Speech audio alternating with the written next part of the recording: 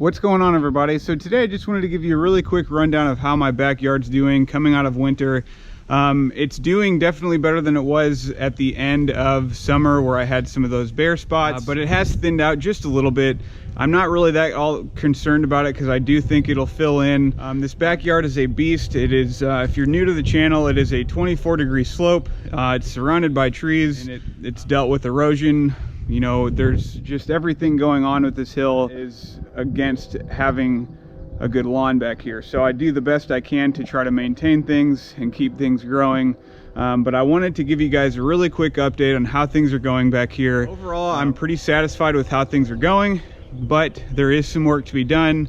And how I approach kind of taking care of things back here this year is going to be a little bit different than it was last year. So stay tuned and let's get right into this.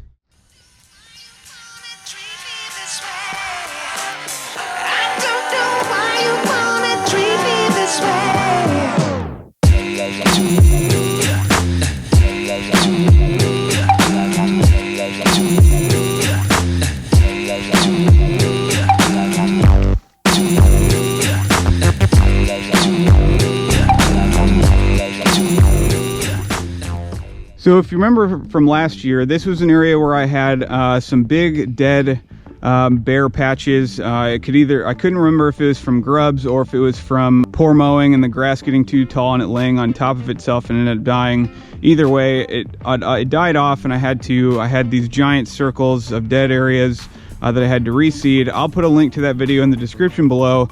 But as you can see, it fared pretty well throughout the winter. It thinned out a little bit, and that might just be because, again, it's on a steep slope. We had some good snows, some pretty heavy rains, to where things could have washed some of the new grass away because it just didn't have time to establish good long roots in this area. But either way, it still fared fairly well over the winter. And I really think this is going to thicken up because some of the seed I put down was bluegrass, and bluegrass does have a spreading ability. It's not super aggressive like Bermuda or St. Augustine, but it can still fill in, and I think we'll do well with some biostimulants back here. This was another area I did a lot of seeding last year. Right up in this area is where I had a bunch of dead liriope that I pulled out. It was just a big patch of dirt. That seed came in really well. It thinned out just a tick, but not a bunch. This filled in pretty well, and the barest area, as you can see, is right along in here. Again, I think it's just because a lot of the water that rushes down the hill kind of funnels down right here. And I also noticed I had some erosion issues coming from my neighbor's downspout. It was pretty crazy. That downspout has been diverted into a different direction, so it shouldn't change. It should help a bit because we were getting quite a bit of erosion coming through here. I'll kind of show you where it was coming through.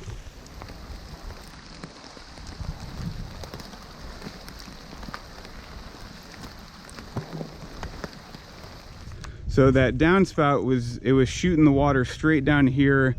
I don't know if you can see the ruts that it was cutting in. It was cutting in a rut right here, and then it'd go right underneath the fence.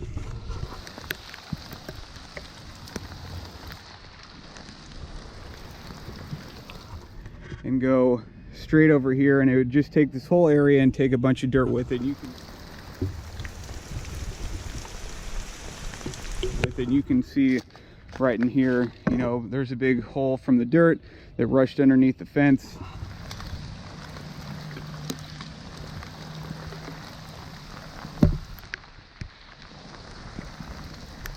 Like I said, this backyard is a real challenge. It's literally an uphill battle on everything. Mowing it, watering it, seeding it, fertilizing it. Everything is a big challenge. You just have to constantly stay on top of things the best you can. So with that being said, though, I still think everything's coming in pretty darn good considering the whole situation itself. So this area, again, it's still thin, but it's not worse than it was last year. There is some new grass in there, so that's good. That area right up there is definitely thicker. So aside from some of the thinning in the different areas of the lawn I just showed you, all in all, the lawn is doing pretty good in the backyard, considering, again, the situation of being a very steep hill, dealing with erosion, dealing with a lot of shade. Everything is looking pretty darn good. The weeds have dropped significantly from what I was seeing last year during this time. I was seeing a lot of broadleaf weeds that I'm not seeing this year. The other thing I'm kind of noticing right now is I noticed last year as well, is I have moss that kind of runs along the base of this wall, and it's kind of intermittently scattered throughout the lawn. I know a lot of people say, well, if you have moss, it's typically because you have a pH problem. I did get my soil test back, and I will be doing a video on those results, but the pH is actually really good in both the front and backyard. Matt Martin, I know, has actually said you can actually correct a lot of moss issues just merely by getting the moisture control under control. And that's one of the big problems back here, is this yard stays wet much longer than the front yard because it doesn't get that direct sunlight. It's really hard to get everything to dry out back here because the house does provide a good amount of shade for the backyard, let alone the trees once they get leaves. And that poses, like I said, that's why it can be a challenge to mow back here, because I can't always mow when it needs it because it's too wet to get a mower back here.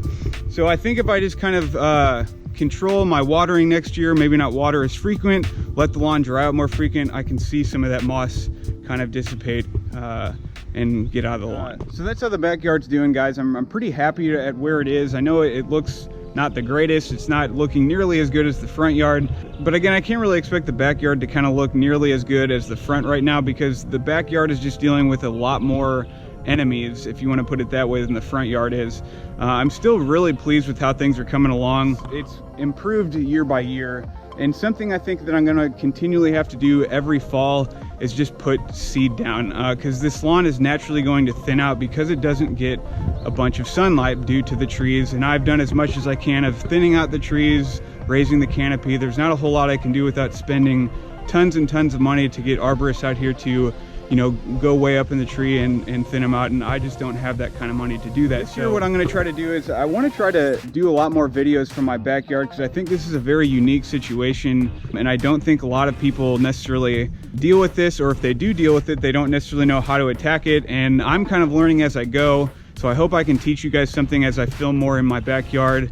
I'm going to try to do more things with the biostimulants back here to really kind of thicken things up, really drive the roots to continue helping control the erosion. I want to try to get my hands on a different mower just to kind of test it out. So really a lot of things to come in my backyard that I want to try to bring to you guys to show you, you know, it is possible to grow things on a shaded slope like this. It just is a lot more challenging, a lot more work. So I hope you guys enjoyed today's video. If you like my content, please subscribe, give me a thumbs up, leave me some comments below. With that, I'm Ben the Lawn Gardening. Thanks again for watching, guys, and I'll see you in the next video.